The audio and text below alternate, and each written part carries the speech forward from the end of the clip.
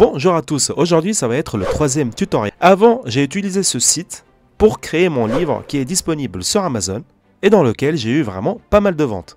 Je vous mets la petite miniature comme ça vous pouvez la trouver sur ma chaîne et aussi le lien qui est tout en haut à droite, vous pouvez cliquer dessus pour apprendre comment créer un livre sur Amazon. Et je l'ai utilisé aussi pour générer des images avec l'IA et je montre tout le process. Je mets aussi la miniature comme ça vous pouvez trouver facilement la vidéo et le lien qui est tout en haut à droite. Maintenant le troisième tuto qui concerne playground.ai, je vais vous montrer comment élargir une image. Imaginons vous avez une image IA que vous avez générée, mais vous voulez l'élargir, que ce soit dans les côtés droite, gauche, haut, en bas, ou même la mettre sous format de plusieurs dimensions, que ce soit Instagram, TikTok ou YouTube. Je vous montre ça au cours de ce tuto. Le site maintenant vous le connaissez avec moi, c'est playground.ai. Ici vous avez des images générées déjà par d'autres personnes, comme moi ou toi. Et nous, notre objectif aujourd'hui, c'est d'élargir n'importe quelle image. Je vais prendre celle-là. Hop, je vais la télécharger ici, en download. Après, je me rends ici dans Create. Et ici, je vais utiliser Canva. Je clique juste ici. Après, ici dans Upload, From Computer.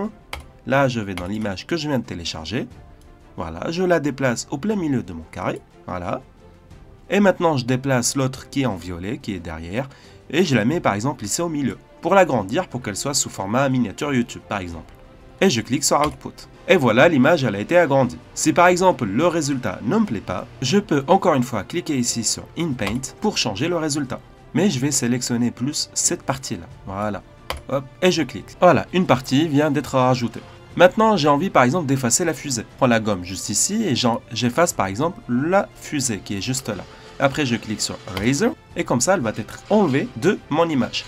Voilà. Mais moi, ce que je vais faire, je vais enlever toute cette partie. Hop, je clique encore une fois sur Eraser. Et là, je vais aller dans Generate et je reclique sur InPaint. Si ça ne me plaît pas, je peux encore une fois changer par InPaint encore une fois. Imaginons maintenant que j'ai envie aussi de rajouter à gauche. Donc, hop, je me déplace avec la souris. Je mets ici le truc violet, voilà, au plein milieu. Je laisse toujours une partie de mon image, comme ça il peut prendre et lire le code source de l'image pour l'élargir ici à gauche. Et je clique sur Outpaint. Voilà, prompt que je peux utiliser. Par exemple, je vais changer le cinématique par Haze, voilà. Je viens ici de ce côté-là à droite et je clique sur InPaint. Et vous allez voir la différence quand j'ai changé le filtre. Et voilà, une dernière chose aussi à savoir, que vous pouvez changer aussi, par exemple, le petit triangle. Vous n'êtes pas obligé de garder toujours le grand carré.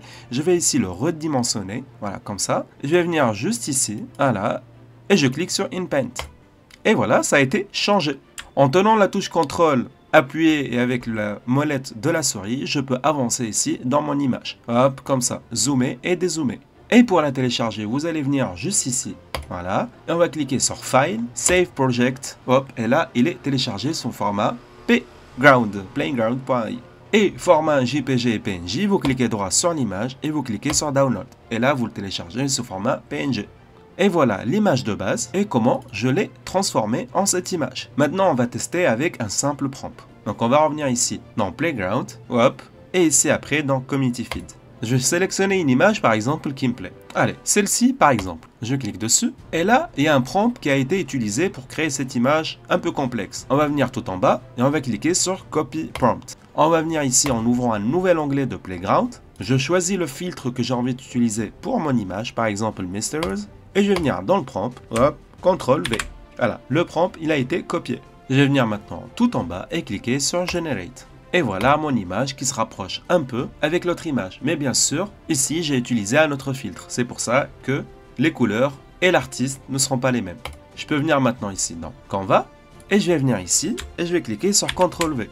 Voilà, je vais agrandir aussi l'image. Hop, comme ça par exemple. Je mets mon prompt juste ici.